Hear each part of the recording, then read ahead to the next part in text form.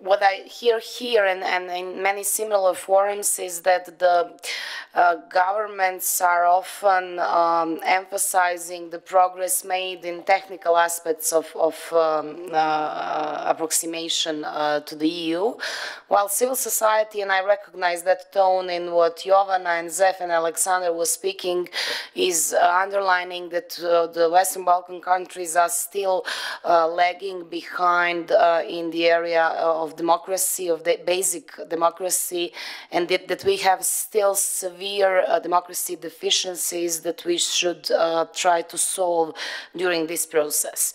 So our next speaker is Nikola Burazer. He is executive editor of the European Western Balkans portal, I believe the channel of information that we are all using. Nikola was part of the regional shadow report that was actually dealing with democracy, and it's called Democracy in Progress. And I'll be grateful if you, Nikola, can share some of the most important findings here with us. Thank you, Milica. Most of us here, most of you here know us as primarily a portal dealing with European integration, but our organization is also a think tank that also does research on several Western Balkan countries. Now here I'll talk about our regional project, Democracy in Progress, Shadow Progress Report on Political Copenhagen Criteria in Western Balkans EU candidate states, that our organization implemented together with Cooperation and Development Institute from Tirana through the program Think a Link of the European Fund for the Balkans.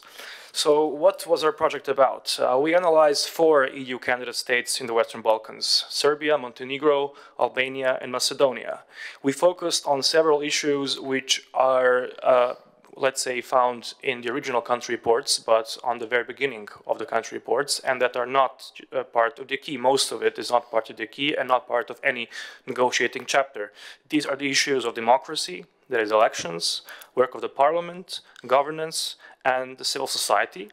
Then media freedom, which falls under the freedom of expression in the country report, and regional affairs such as international obligations, membership in different institutions, initiatives, and bilateral relations with neighboring states, both in the Western Balkans and the EU.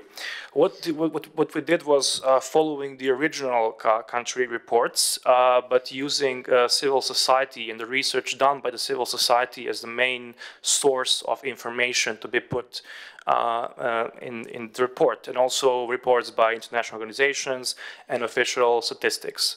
So this means that we basically covered more or less the same topics that the original country reports cover, but using a more direct language, using more sources by the civil society, and giving a comprehensive overview of the state of affairs when it comes to democracy in these 4 states.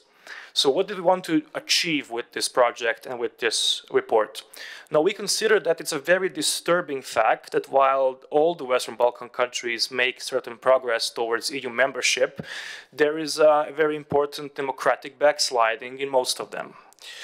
If you analyze the level of democracy using several of these international reports, such as Freedom House's Democracy Index or other indexes, or if you look at, for example, media freedoms, also using relevant international reports, you will see that most of the countries of the Western Balkans are actually backsliding when it comes to these crucial issues. And this happens in parallel with the EU accession process, and it happens in parallel with the progress made in the EU accession path and gradual implementation with the acquis, opening of chapters, etc. And interestingly, it happens the most, or at least when it comes to media freedoms, in 2 of the frontrunners, Montenegro and Serbia, which shows that there is a certain deficiency and certain paradox that needs to be addressed.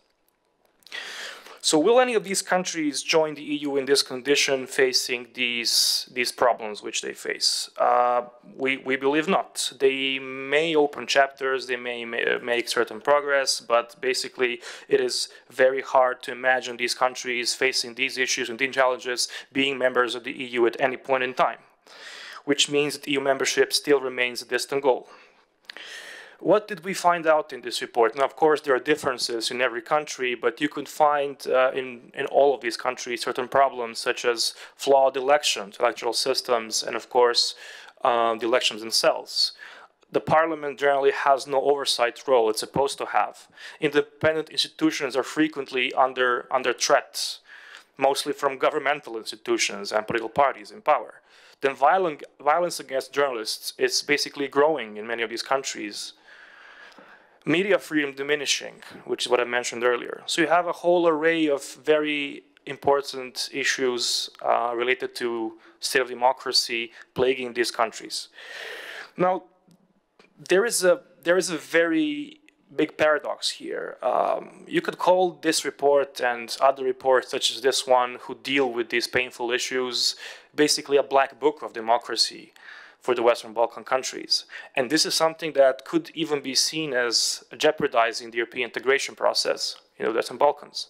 Because as you are aware, most of the Western Balkan countries, most of the governments are somehow trying to avoid all these painful reforms and somehow put the blame on the EU for lack of progress in European accession path. So basically what these reports can often do is give the ammunition to those who say that Western Balkan countries should not join the EU because, well, look at how they are, look at the problems they face. Do we really want these countries in the EU? So this is a bit of a paradox that by basically pointing out at democracy as a very important issue, we are somehow undermining the work of the governments in their attempts to somehow put this under the carpet.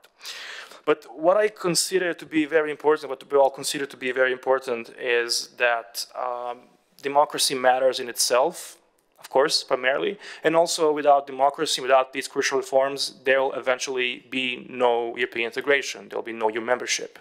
So what we will get in the end could probably be that we will neither have democracy nor EU membership.